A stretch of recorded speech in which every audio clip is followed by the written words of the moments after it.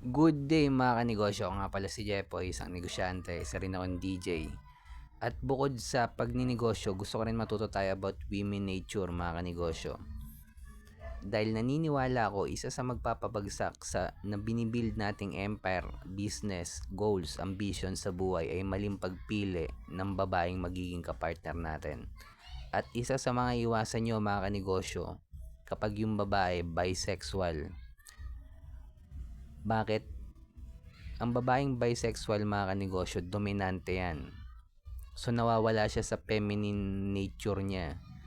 Ngayon, pag ang babae dominante, normally laging yan yung nagli-lead ng relationship.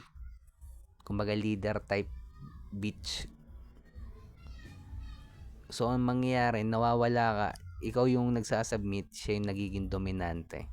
So nawawala ka sa frame mo bilang lalaki, nawawala siya sa frame niya bilang babae. Kaya ingatan mo to mga kanegosyo, at ang pipiliin lang natin yung babaeng may gusto sa atin, hindi yung gusto natin. Yung babae lang na may gusto sa atin. Yan lang talagang rules sa game mga kanegosyo. Piliin mo lang yung may gusto sa'yo. Pumorma ka, lumabas ka,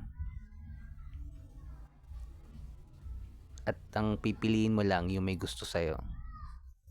Paano ka magustuhan? Ayusin mo yung physical mo, mental mo, financial mo, lahat. Ingat tayong lahat mga kanegosyo. Peace.